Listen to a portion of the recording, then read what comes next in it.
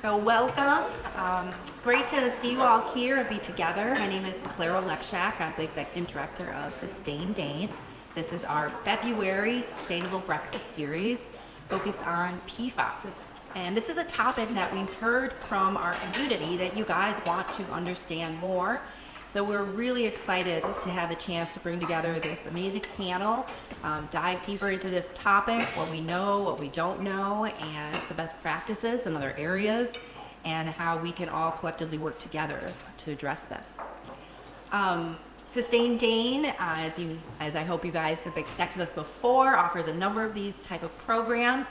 Quarterly, there's Sustainable Breakfast Series programs, as well as we have other workshops throughout the year that focus on specific focus areas.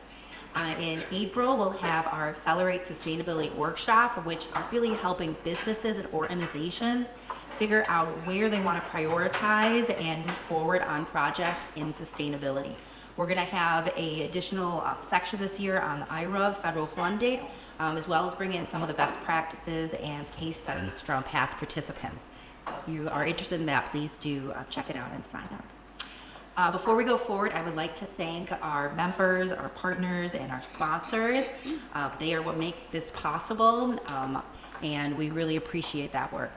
This month, we'd like to, or this January, February, we'd like to recognize our new members, the IPM Institute of North America, the Village of Mount Horeb, and Legacy Solar Co-op, as well as 6 new individual members. We also had a number of renewals, many of these over 5+ years I'm excited about. We have UW Credit Union, focused on energy, Slipstream, Good Oak, Ecological Services, and R4G. So please do check out our website with all of our members. We hope you consider that as a way to get involved and support Sustain Dane as well, and just get involved in businesses that value sustainability. So without further ado, we will move forward onto our program, and I will hand the microphone over. Thank you. Great. Good morning, everyone. Thank you all for being here. My name is Christy Ramapal. I'm an associate professor of civil and environmental engineering at UW-Madison. My focus is on the fate of organic contaminants, including PFAS. I want to first introduce our panel. So I'm joined here with Joe Brandy. He's the water quality manager from the City of Madison Water Utility. Martin Griffin is the director of ecosystem services from the Madison Metropolitan Sewers District. And then John Hausbeck is the Environmental Health Services Supervisor for Public Health Madison and Dane County. And so what we're going to do this morning, I'm going to start with a short PFAS 101. I think many of you know about this topic, but I want to get us all on the same page and set the stage a little bit for what we're going to talk about. And then we have questions for our panel. My plan is to leave about 10 minutes at the end for audience questions, so stay tuned for that. We'll see how we do. All right, so let me start with just a little bit about what these chemicals are. Why are we all here this morning to talk about them? So PFAS stands for polyfluoroalkyl substances. It's kind of a mouthful. That's a group of over 6,000 different chemicals. I've heard higher estimates as well. We don't know how many of these chemicals there are. They're used in things that we come in contact with every day. So many consumer products. So think about anything you have that's non-stick, stain resistant, water resistant, grease resistant. It probably has PFAS in it. So your Teflon pans, microwavable popcorn bags, the carpet in this room, I'm sure, your waterproof rain jackets, things you might not also think about. Some cosmetics, dental floss, many different products. They're also used in many industrial applications, and they're an ingredient in certain firefighting foams, which is really important for environmental contamination. Even though we've been hearing a lot about PFAS here in Wisconsin over the past few years, these chemicals are not new. Some of them have been in use for decades, even since the 1950s. So they've been around for a long time. Now, there are lots of chemicals that we use every day, and PFAS really are different from other classes of chemicals. One of the things that's concerning about them is that some of these PFAS chemicals have been linked to a variety of adverse health outcomes.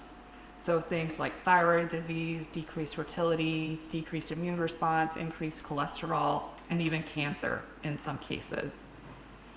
And these health effects happen at low concentrations. So when we talk about PFAS in water, for example, we're talking about parts per trillion concentrations, and that's hard to kind of picture what that means. 1 part per trillion is 1 drop in 20 Olympic-sized swimming pools. So a little bit goes a very long way. Those are the concentrations that are relevant for human and ecosystem health. So in addition to toxicity, PFAS can bioaccumulate. So that means once they're in your body, it takes time for them to leave again. They can also build up within the food chain. So we find PFAS in fish, for example.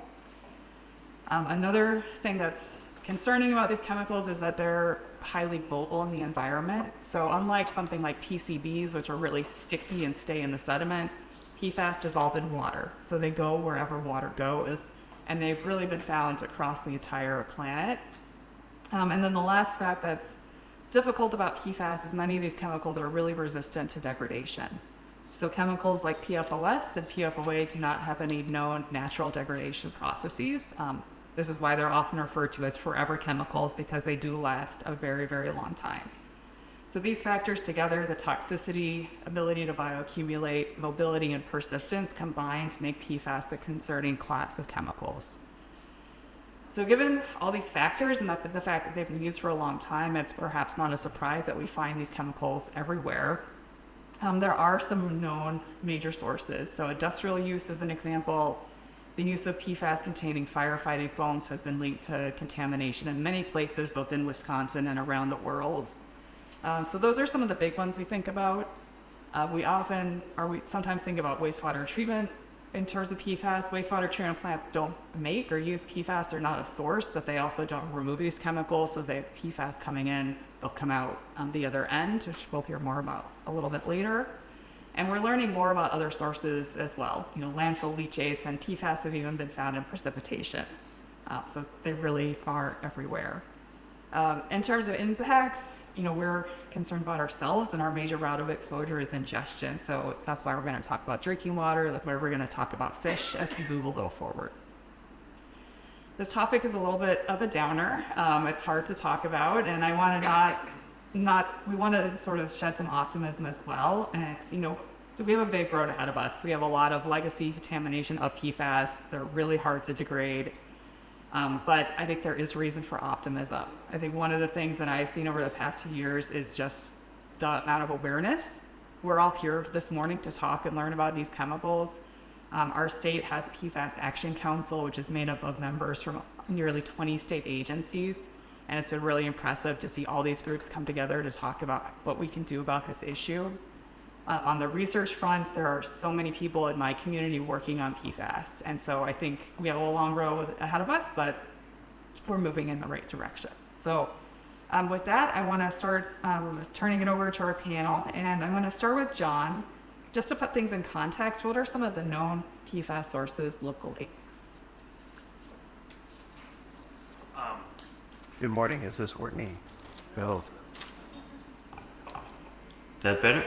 Hey. That better. Here, hold over. So good morning, everyone. There are, the elephant in the room, obviously, is the work that's being done around the Dane County Airport, the Truax Airfield, and related properties. And that's all related to firefighting foam. It's one of the biggest, maybe not the biggest, but it's a very high concentration product that uses PFAS. The purpose for that is that the chemical does a great job of putting out fires. When we're talking about fires at the airport, we're talking about fires that are using very, fires of fuels that burn very hot. And so regulations have been put in place actually that say you need to use these firefighting foams that have PFAS. Prior to a number of years ago, when PFAS really started rising to a level of concern, we were using that foam in training exercises and practicing the use of it so that we were ready to save lives when the time came. And that really that resulted in a large amount of the foams being used in a relatively small area. So that's what we're dealing with in that spot. That's not the only spot where we have PFAS in our community. if you look at, the DNR actually put out a very nice interactive viewer of all of the PFAS data that they've collected, either through their spills responses or investigations and their fish data. So the interactive viewer, if you haven't seen it, just do a quick Google of Wisconsin PFAS interactive viewer and you're going to find it very quickly. On there you can see that there are 3 spots right now that the DNR has listed, one of them being the airport area, the other being a former wastewater treatment plant for the town of Burke on the Near East side, and then I don't know if, I assume everybody remembers the big transformer fire that we had downtown here a couple of years back that essentially put the lights out downtown for a good amount of time. The firefighting foams used there also had PFAS in them. And at that time, there was a little bit more awareness among the crews that were using the materials, and there was an effort to contain those materials. I don't have off the top of my head as to how successful that was and what the testing was around there, but those are 3 of the known, sources of contamination that we have. However, what we know is only a small sliver of what is out there. As Christy said, there are countless products out there that have used this material. We have, and so the use of those materials and disposal of those materials has undoubtedly resulted in PFAS in our environment. As she said, we have found it in many places where there really wasn't necessarily a source of manufacture or use that really kind of says, oh, this is where we should look. Good example of that is the fish advisory that was placed on Black Earth Creek up in the northwest corner of the county. There still isn't any great information as to why the fish there have excess levels of PFAS in the tissues, but we're going with the data that we have and providing that information. Great, thank you. All right, let's turn now and talk about sort of the engineered water cycle, and let's start talking about drinking water. So Joe, this one's for you. Can you tell us? It's several being on at the same time. Yeah, turn off the big. We'll get there, sorry. Yeah, no, good, we got it. So Joe, can you talk about the safety of our drinking water here in Madison and how our water utility is monitoring PFAS levels? Good morning, everybody. Joe Grady, Medicine Water. So in terms of safety, safety is a core value at Madison Water Utility, and it figures prominently within our mission statement. So we take safety very seriously.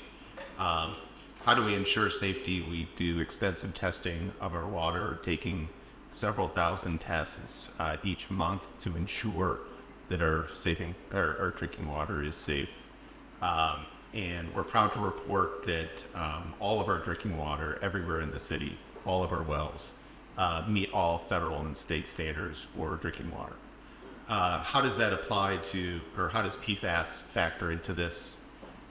We've been testing PFAS for many years. We started back in 2015 as part of an EPA rule that required us to test all our wells twice. Shortly thereafter, EPA had revised or finalized at that time a health advisory for PFOA and PFOS, which are the 2 most commonly discussed or most widely distributed PFAS of those 6,000 or so PFAS that are out there.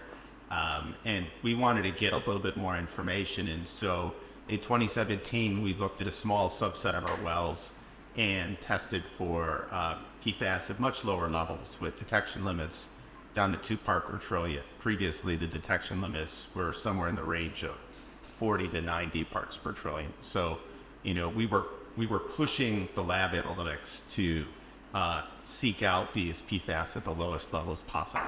And we've continued on that path over the last several years. And starting in 2019, we've tested all of our wells on tests for about 3 dozen PFAS compounds, and we try to identify the labs that have the lowest detection limits. So our detection limits are a fraction of a part per trillion with standard reporting levels for places where the confidence level is around 2 part per trillion. So we routinely test all of our wells twice a year, and we're doing that for about, like I said, 3 dozen PFAS compounds. And what we do find is that about 10 of our 21 wells do have trace level concentrations of PFAS. And I can talk more about that a little bit later. Great, thank you. Yeah, I appreciate that the water utility puts that data publicly available so you can look up what's exactly in your well that serves your home. I think that's really great. So you talked about detection limits lowering as we've been over the past 2 years. The health advisories that the EPA has put out have also dropped. In June of last year, they dropped by several orders of magnitude. So I'm curious to hear your thoughts about the updated EPA drinking water health advisory and what that might mean locally for drinking water. Sure, this gets a little bit more challenging, right? So trying to speak about something in, down to the level of 2 parts per quadrillion, which is, 1,000th of a part per trillion, which we already know is very small to begin with. Just to try to put this in perspective, there's a lot of confusion around what a health advisory is and what it isn't. But it serves many purposes. First, it helps with the regulatory agencies to establish enforceable standards that all drinking water utilities need to meet. That's very important. Secondly, it helps to guide water utilities in decision making for long-term planning and how we prioritize and where we spend our money in terms of treatment and improvements in our system. And then third, once those standards are potentially set that may be higher than those health advisory levels, consumers may determine that those aren't protective enough. And so then that provides information for consumers to seek out the additional forms of treatment that they might add to their own homes and their own taps, if that's something that, given their specific circumstances, they might want to set. So again, putting this in perspective, those new health advisory levels suggest that any detection of PFOA or PFAS in drinking water is harmful. That's a suggestion. But water utilities are regulated by these health advisories. We're guided by enforceable standards, and the Safe Drinking Water sets those standards that factor into treatment technology and the feasibility of that, the economics of it, so economic feasibility, and then also what labs are capable of doing. So those 3 things factor into how you establish an enforceable standard. So we anticipate when EPA comes out with a regulation that it won't be at that level, that it'll be much, much higher than that. And there's a lot of speculation about what that level might or might not be, and we're anxiously awaiting that because it will help guide the decisions that we make here at Dax. So again, I'll leave it at that. I can answer more when there's more specific questions. Great to hear. Yeah, it's I think we're all waiting to see what the EPA's proposed regulation is going to be. Yeah, you're right. Quadrillion is not something we can measure in my lab. So we'll see. We will see. All right. Well, let's turn to the other end of the sort of engineered water cycle. And Marty, can you tell us how the Madison Metropolitan Sewage District is monitoring for PFAS in the treatment plant? Thank you, and good morning, everyone. So, Marty Griffin with the Madison Metropolitan Sewage District, or MMSD. We also refer to ourselves as the district, which I'll probably slip into. And so we're the other water utility, but we're a regional utility. So we serve City of Madison plus 20 plus other customer communities in the area, which means we treat about 40 million gallons of wastewater every day, recycle that into clean river water. So that's a lot. That's, perspective of what we deal with on a daily basis in the region. That's about filling up Camp Randall halfway, 3/4 full, and proverbially flushing it every day type of deal. So that's about how much water we deal with. And so, as was mentioned earlier, when we're part of the water cycle here, we receive what the community gives us. So we reflect the community, all that we serve. And so we don't necessarily create PFAS, but we definitely receive it. And I mentioned we take those 40 billion gallons per day and recycle that to river water. That's a product we put out into the environment. So we receive these compounds from the community, but then we also are part of this cycle where we have recycled products that do go back out in the environment. So we knew that when it comes to PFAS, we were part of the cycle.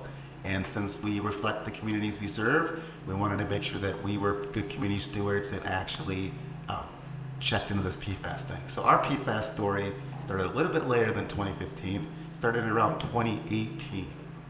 And then that was at the time when I believe maybe it was the FGD fire or some other trigger of fire foam that alerted us to the fact that maybe we should be looking at closely more of these wastes we accept. We have a formal waste acceptance program in addition to all the wastewater that comes in that we check for analyticals and make sure that things are clean. But PFAS wasn't really on our radar as one of those required constituents to look for, so that sort of opened our eyes. The other thing was that we knew regulations could be coming. And when you deal with a large wastewater treatment plant that serves a lot of people, it's really hard to pivot and shift to deal with emerging regulations. So the earlier we can get ahead of the game, we thought it would serve us better, especially when it comes to financial costs for ratepayers and also better solutions. So what that prompted us to do was to actually investigate how we fit into the cycle. We knew we received the compounds. What does that mean? Is our plant really a pass-through? Could we treat for these? We have a biological treatment system. Not all plants utilize that technology. So we weren't 100% sure that what would happen to PFAS when it came to the plant.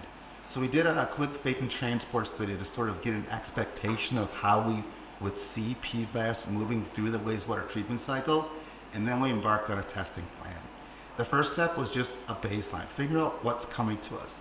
We knew that when we investigated our service area, the 20 plus customer communities we serve, didn't really have any large single industrial manufacturers specific for PFAS products. We have a lot of industrial users, they do a lot of different things.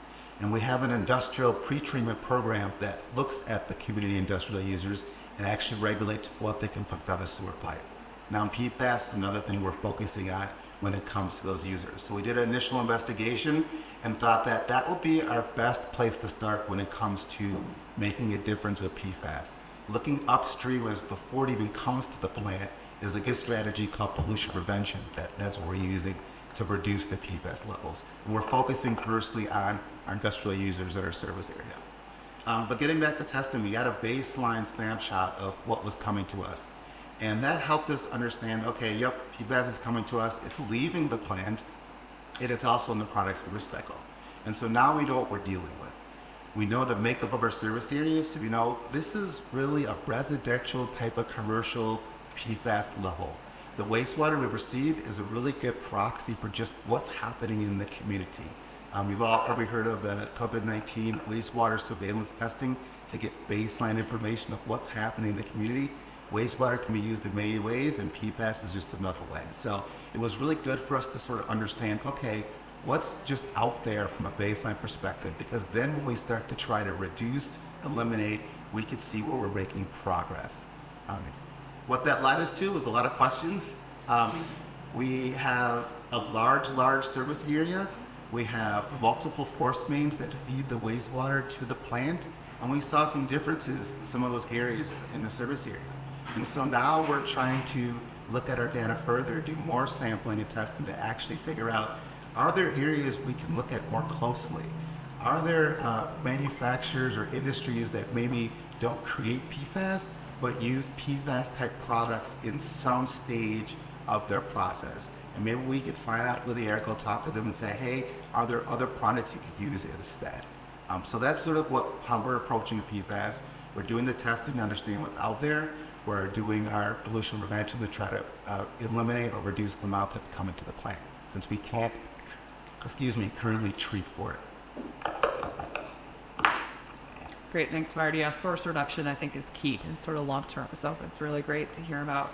I want to circle back on some other routes of exposure. This is a question for John.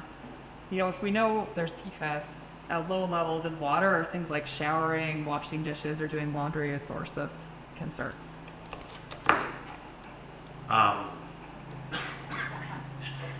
It's always a shock. Sorry, I don't use microphones very much.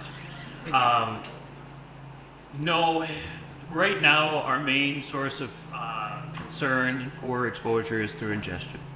So whether you're eating contaminated food, drinking contaminated water, and it's a horrible way to put it, but quite honestly, if you're eating popcorn out of a microwave popcorn bag, you're probably eating contaminated food. So those are going to be the main ways you're going to be getting the PFAS into your system. The skin is not a great pathway for movement of the material. Inhalation is another way that you can be exposed, but typically that's an industrial or industrial hygiene type issue. So if you're working in a chemical plant that's making PFAS, this is something that they're going to have to watch out for, or possibly, I mean, firefighters have so much respiratory protection and breathing apparatuses when they're working with materials. But those are the situations, those extremely high concentration situations. So typically it's through ingestion. Great. I guess sort of building up that, you've touched on this a little bit, but knowing ingestion is really important. Can you tell us about some of the current recommendations about eating fish from local bodies of water? Sure. So as you came in, you may have noticed the handout that I brought. It's a one page, both sides. And what we've been doing is trying to promote the information that DNR has made available. So this is all based on the DNR fish advisories. And I don't know if any of you have seen the signs that have been put out at various points along Starkweather Creek and Lake Monona, Yahara, between Monona and Mendota. All of those have QR codes that are intended to take a person right to the fish advisory. And we went that way with the signs because the fish advisory information is changing on a regular basis. Last year, I think we had 3 changes over the year. So trying to make a bunch of signs and say one thing and then have them change in a couple of months just is not fiscally, wise. But this document is something that we worked with our communications team to develop, working from some lessons learned from partners in the past as far as making sure that we had pictures of the fish that are in question. And on the first page, on the page that has all the fish, this is really the generic advisory that applies throughout Wisconsin. And so one of the things we wanted to do with the fish advisory, we're really concerned about PFAS right now. But to be perfectly honest, there have been fish advisories on the fish in our lakes for many years, related to mercury and related to PCBs. And we thought that it was important to blend the advisories into a document where somebody could say, all right, I'm fishing on Lake Monona, what do I need to be concerned about? And so you get it all in one place. You also get it all in the DNR advisory as well, but it's a huge amount of material and maybe not as readily available to people. So did I answer the question? I'm sorry. I think you were ready for that one, so thanks. And yeah, the handouts there, people didn't get that on the way at. So Joe, if people are concerned about PFAS in their drinking water, are there ways they can minimize their exposure to PFAS? That's coming into their mouth. Sure. So there are treatment technologies that are available for the municipal utility that's treating a facility that delivers 3 million gallons of water a day. And there's also treatment technologies that are available to reduce PFAS or remove PFAS from drinking water for systems as small as 3 gallons a day, right? So something that might be in a residential home. There are 3 general technologies that can do that. Granular activated carbon, sometimes called GAC or charcoal. Ion exchange, which is very similar to your water softener, operating in that principle. And then lastly, reverse osmosis, which some folks may be familiar with. So each of those three technologies can reduce or remove PFAS from water. Now, there is not a single product on the market in the residential sector that can get water for PFAS levels down below those health advisories for the reasons that we mentioned before, that we can't measure down to that level. So we don't know that they would effectively remove it down to below those health advisory levels. But one thing also to keep in mind is that if you do select some type of treatment device or treatment system, the operation, the maintenance, and the servicing of those devices and those systems is critical, because if they're not properly maintained or if they're not properly used, they can slough the contaminants at significantly higher concentrations into that water. So if that's the choice that's going to be made to try to remove those, make sure you're following those manufacturer recommendations for servicing and replacing of cartridges or filters. Yeah, it's absolutely true. They need to be replaced. Ours beeps at us every 6 months, so you don't forget. But yeah, you can't just set it and forget it. You have to take care of that. Marty, this is a question for you. You talked a little bit about source reduction in your sewer shed. What role do individuals and businesses have in helping reduce PFAS use and contamination? Thanks for that question. Well, we all have a role to play, right? This is not a wastewater treatment plant problem. It's not a water utility problem. It's not the health department's problem. It's society's problem. We all have a role to play. And before I need the question, I'll put a plug for our website, because we do put our PFAS testing data on it. So if you just Google MAD sewer PFAS, you should find that information pretty quickly. We actually have an area on there for what people can do. And what we're focusing on in terms of the people are industrial manufacturer businesses. And we're going to them and saying, investigate what you use. Do an audit of how you use these chemicals. And maybe think about green chemicals or non-PFAS chemicals. And then when you go to your chemical supplier, ask for these things, because they're gonna need those chemicals. And then their supplier will go to the people who make the actual chemicals and say, can you create this? And you can keep on the chain up, right? All the way to the first year student in chemical engineering trying to figure out the next big thing, right? And so I think we all have a role in the sense of, let's look at these impacts and how these are used and the potential for environmental release before we actually bring things to market and then have to deal with it at the back end, because that's never going to fully solve the problem. So that's where we like to focus on our source reduction, and focus on that everybody has a role. And that's why what we're doing, we have a role as well. There are definitely treatment technologies in the wastewater treatment world, but they're not all without their problems. Joe mentioned if you don't maintain and keep up with technology, you can actually do things worse.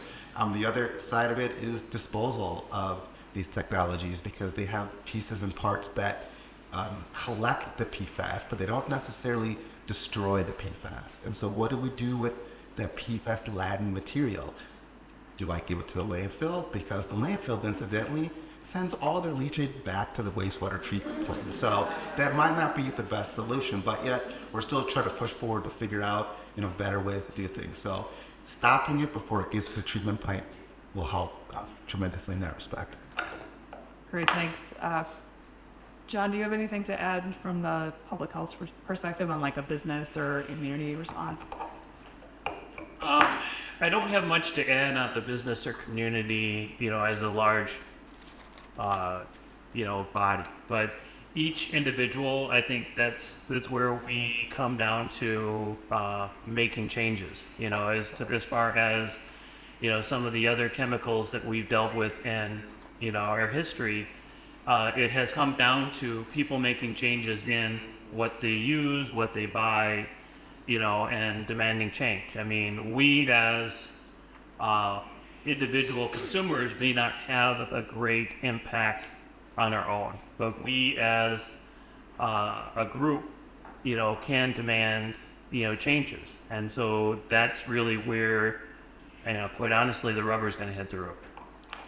I'll just jump in here. The perfect example of that, I'm sure some of you in the audience have heard about this, but a large manufacturer called REI did a PFAS audit, the cradle to grave of all their products. Obviously, they use Gore-Tex and these other third parties. What's that doing is REI says we're going PFAS free in all our stuff, everything we make, which means that the people they work with, they can't provide them with PFAS. So if you want to use Gore-Tex and stuff, Gore-Tex has got to figure it out. And so that's what we're talking about public pressure with the REI and say, we love your products, we love the waterproofing, but we don't like the PFAS. Fix it for us. REI says we'll audit, we're going to do something. And now that trickle domino effect keeps going into the manufacturing world and society. So I'm sure we could pressure other companies to the same thing. I'm sure other companies are looking into it. I think the same thing goes for like fast food restaurants and the food packaging industry. There's been a lot of pressure there. Some states are even putting pressure. You might have heard that California as a state has now banned the import of PFAS containing products. So if you want to sell something in the state of California, it can't have PFAS in it for certain categories of products. I believe textiles was one of them. So those are examples of how individual actions collectively can have big impact on this. Great, thank you both. I guess building off of that, if people want to find PFAS-free products, Joe, do you have any thoughts on where people can figure out what to buy? Well, Marty stole a lot of my thunder, so I'm not gonna try to go there. But I did provide a handout that here is on the table, and it's your guide to PFAS. And on the second page, there's a QR code, and that QR code goes directly to a website that has PFAS-free products, including clothing and other consumer goods. I would agree with what both Hardy and John have said, that the consumer and consumer demand drives the availability of these products or alternatives. And I think one other example that wasn't mentioned is that the city of Madison no longer uses PFAS in their firefighting foam. And in many communities are adopting that practice as well. And some states require that or mandate that as well. So again, I think it starts with the demand that the consumer to drive those actions. As Marty kind of alluded to in terms of the fast food industry, I was at a forum just earlier this month, excuse me, where the paper industry here in Wisconsin is phasing out the use of PFAS in their paper production process. So these are all things that are happening because of these conversations and conversations that are happening elsewhere in terms of what we want to do to have a better environment and get the PFAS out of the environment, get it out of the marketplace. Great, thanks. I think one last question, then we'll do sort of takeaways from everybody. But this is also for Joe. You touched on this a little bit, some of the home treatment options, activated carbon versus osmosis, things like that. What are some of the challenges on a larger scale, like for a utility doing treatment, what about elimination of these chemicals? Yeah, I think that's a great question, and one that I think about often is all of these treatment technologies currently, they don't destroy the PFAS. All they do is they concentrate it. And again, Marty alluded to this earlier, that if a water utility sets out to remove PFAS from drinking water, we have this resin, or we have this brine, we have this waste, and we have to do something with that waste. We'll either send it to Marty, or we'll send it to a landfill, or we'll send it to an incinerator. And what we know is when we send it to one of those three other places, is that it's going to end up returning back somehow in the cycle, whether it ends up in the atmosphere and then in atmospheric deposition or precipitation. It potentially ends up in leachate that can contaminate groundwater and then also be problematic. So one of the bigger challenges, and I'm hoping that Christy and her students and others in the research field will determine alternatives. And I know that there are destructive technologies that are being explored, and I know some that are being done at the pilot scale. They're not quite ready. These will be really interesting and fascinating when we're able to actually destroy the PFAS rather than just concentrate it and make my problem somebody else's. Great. Yeah, it is all connected, and there is, to speak to that a little bit, there is a ton of research going on. I can't even keep up with it all. There's people across the whole world working on destructive technologies, and yeah, we're not quite there yet to be like, here at the utilities. We can do it at that scale, but there's a lot of reason for optimism there. I think we'll get there. All right, so I wanted to sort of go down the road. Maybe we'll start with John and work this way. What are one or two main takeaways you want the audience to remember from the conversation this morning? Well, I think that the key for public health is focus on awareness. We're going to be working very hard in the coming year to push information out into the community, using some partnering or collaborating with community organizations, trying to connect with a broader array of people. When this issue started coming up, there were a number of public meetings that were held. And what we found were those public meetings were attended by a very small, segment of the population. And so we need to do something differently to get the word out. We've started with using the social media and web page resources of the department and have built those things up. And in the coming year, we're hopeful to be working with community organizations and through a grant process where we can, take advantage is a horrible way to put it, but optimize or, build off of the work they're already doing in community to try and get this word out. This meeting was a great way to talk about this issue amongst people. I mean, I'm fairly certain that a lot of you are fairly aware of this issue and you're looking to get more.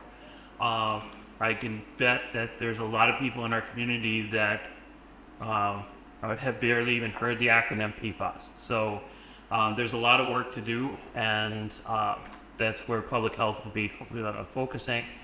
We're also going to be looking at doing some additional testing. I mean, Joe talked about all the testing they're doing in the public water utilities. That's happening in utilities throughout Dane County and the state because the DNR is requiring or working with water utilities to get this testing happening. There's not a whole lot of testing happening for the Bryant well owner. This is a test for PFAS, which includes the 33 some odd chemicals that are typical for water quality, costs between $500 and $600 a pop. And so for a lot of well owners, that's really a big bite in the pocketbook. So that's something that we're going to be working on this year as well, as just to make this, get this information out, maybe try to make this more available to people in the community on those private books.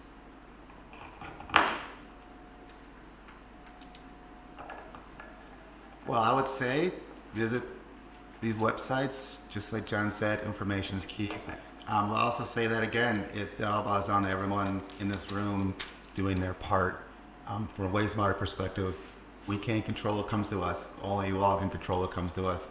So the less that comes to us, the better. I always tell folks, especially in our community where we don't have these major industrial users to point to, I could get every industrial user down to zero, but that doesn't mean there won't be PFAS coming out of the treatment plant into the river. And we don't want that. So we need to pressure everybody to look at what we do individually and focus on that. Yeah, the other thing I'll mention is understand the risks around PFAS. I think that there's a lot of information out there that could be misleading, and so it is also personal responsibility to understand the context around PFAS. There's all these compounds, a lot of information out there. So when you do go out and make your choices and decisions, it's an informed choice and decision. I think the biggest takeaway for me is the exposure risk. And I know we focus a lot on drinking water because we're all exposed to that. But the most significant exposure risk is for folks that are consuming fish from the Madison area lakes. And I think that if you or anybody you know consumes fish, that is the greatest exposure risk for PFAS here in the area. So that's one key takeaway. Madison water is safe. I've mentioned that before. We back that up with all the testing that we do. But we're also in the business of trying to make the water safer. right? So we understand that there are these risks from these trace level contaminants. And so we have to make good planning decisions in terms of when we treat or not treat. So we have a well on the east side, well 15, not far from the airport. It's on East Washington Avenue. We will be adding treatment, PFAS treatment, to that well. It does not exceed the drinking water standard. It does not exceed the drinking water standard that's been set in the state of Wisconsin. It does not exceed a drinking water standard that's been set by any state. 15 does. I take that back. It barely exceeds the drinking water standard that's been set by any state in the country. There's about 12 states that have the standards that are more strict than here in Wisconsin, and even what EPA had been proposing before they put forward those health advisory levels. So the water utility is in the business of protecting public health, and PFAS presents challenges because it causes these potential health risks at incredibly low levels. But we're taking serious action and reasonable steps to reduce those exposure risks.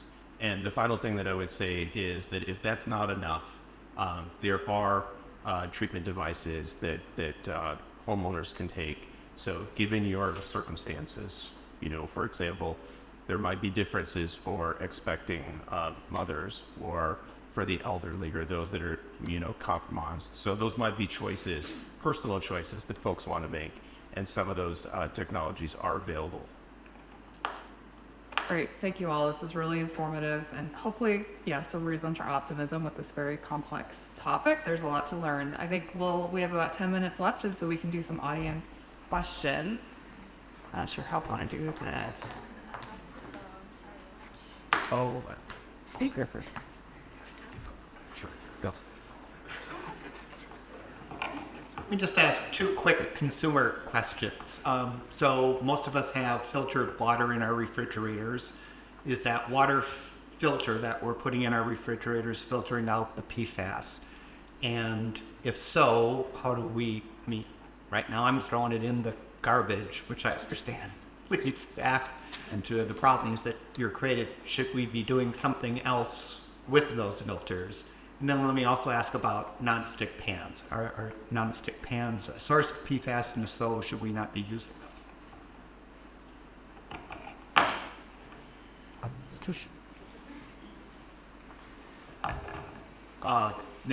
So it's hard to know what's in your refrigerator, but most of those refrigerator filters are activated carbon, the filters that Joe talked about. So the mechanism is there to possibly reduce PFAS.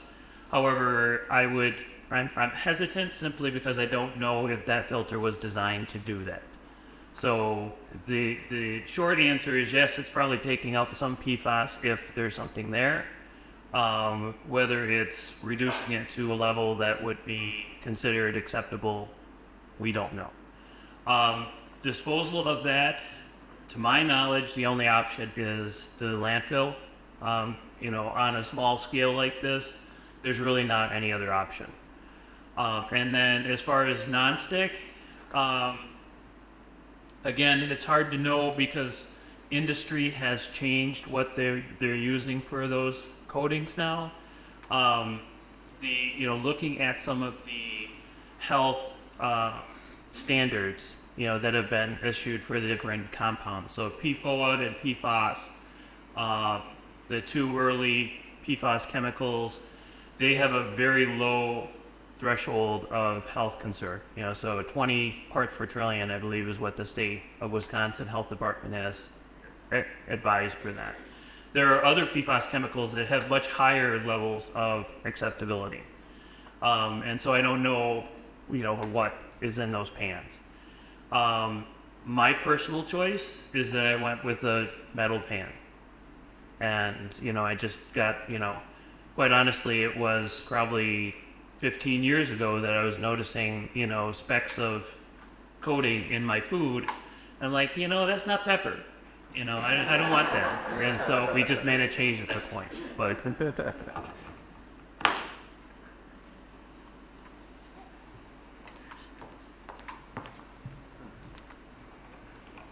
Hello. Thank you very much. And thank you guys for coming today. It's really, really important, as you say, part of the educational cycle that we need to have in here in our community. I'm Lance Green, and with the Friends of Starkweather Creek. I already know a lot of people here. We are, of course, concerned with the health of the creek and what's going on there with the fish and the invertebrates and all, but really concerned with the front end and a back end question. The front end question I'm not sure you'll be able to answer because we're concerned about the source at the airport and how much and how well that's being cleaned up and how fast it can be cleaned up, and trying to push for the cleanup of the source is probably the most important thing we can do from a environmental health standard. This stuff could be a 100-year problem at least for Madison. But on the back end, I'm really concerned about the people who are subsistence fishers, and especially on Lake Monona. We see people there fishing there every day. When I read the EPA's health advisory, they made a recommendation that, if you've got a local issue, that you could start testing the people's blood and maybe do some health assessments of the people who may be regularly exposed. As you're saying, the 0.02 parts per quadrillion compared to over 100,000 parts per trillion in a lot of the fish that people are eating. You eat one fish and you're getting 20, 30 years worth of drinking water at the low standard. So could you tell me, is there any concern or effort going to be made for the people who are eating those fish regularly, and either to get them to eat less or to study what's going on with their health or what kind of levels they've got in their blood? It certainly is a local issue of an environmental justice issue. Thank you. Absolutely right, Lance. The people that are fishing on our lakes are a major focus of our attention. We have not yet, gotten to, shoreline conversations and whatnot, but that's something that we want to be doing. It is not going to be an easy conversation. Over the last year, we've been working to develop a relationship with the Hmong Institute. And we looked to them first because we know that fishing and eating, consuming what you can either grow or harvest from the land is a huge part of the Hmong culture, as it is parts of other cultures in our community. And we know that we need to make sure that people are aware of what we know and what actions that need to be taken. I don't expect that we're going to convince every person that's fishing out there to abide by the advisories. And so my hope is that through our community engagement efforts, we're going to be able to at least get people to the point where they're understanding the situation and they can make informed choices. Because as much as I would love this is kind of silly to say, but if PFAS were the only problem in our world today, we might have a better world than we currently have. There's a lot of stuff out there, and it's not just about environmental contaminants. It's about making ends meet your family. It's about all sorts of things that people are making decisions on a daily basis. So we want to make sure people have the information to make the right decisions. To respond to your question about studying, taking blood samples, doing that kind of thing, I would be very interested if somebody wanted to fund research to do that kind of thing. Just speaking for the health department right now, we don't have funding to take on that kind of research. That's something that is a bit above our budget level. So it could be interesting, and I don't know if Christy, you have some students that might be willing to go to the biological side of the environmental.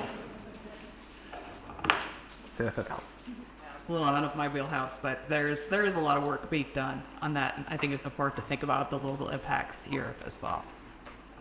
Was that currently we don't have testing right now to find the small amount that is a health risk for all of us, right? Our standard.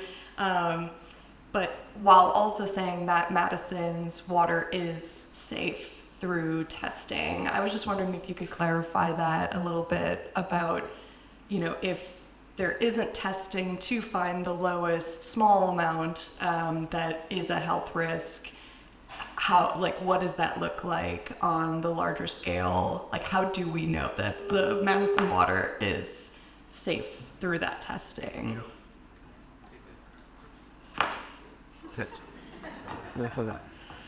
I seem to be talking a lot, I wanted to say one thing before Joe gets more into the technical side of the standards.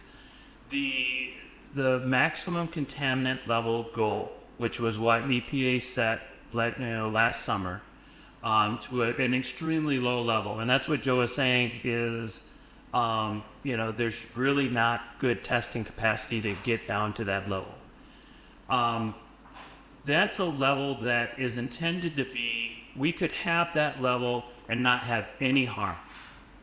And that would be a great target to shoot for everything. We shoot for that always. We want that always.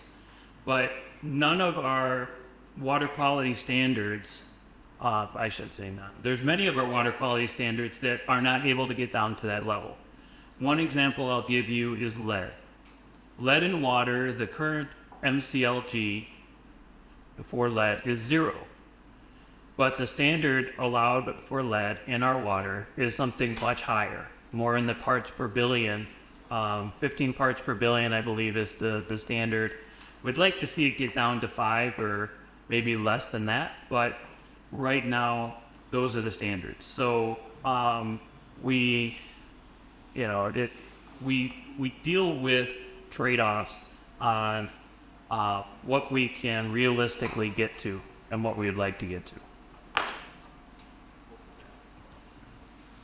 I think that provides the foundation. So everybody's going to have their own definition of safe, and our definition of safe is that we're meeting the safe drinking water standards. That's the standards that are set. That's the base level that all water utilities across the country need to meet. And so when we talk about safety, we're saying we're meeting those standards. Now, eventually, EPA will establish MCLs for PFAS. Will they be as low as parts per quadrillion? Absolutely not. They'll probably be somewhere in the range of single-digit part per trillion, possibly as high as 20 part per trillion. We expect a recommendation from EPA next month, as early as tomorrow, right? They've been telling us that we should expect those, and we've been waiting. And so, as a water utility, my job is to meet those standards.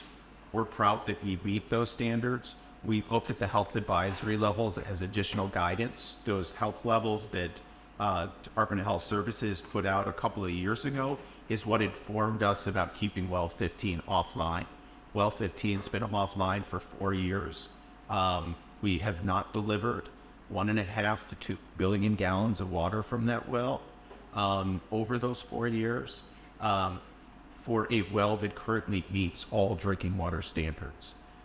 So we use the health advisories to inform us, but they're not going to dictate exactly what we do.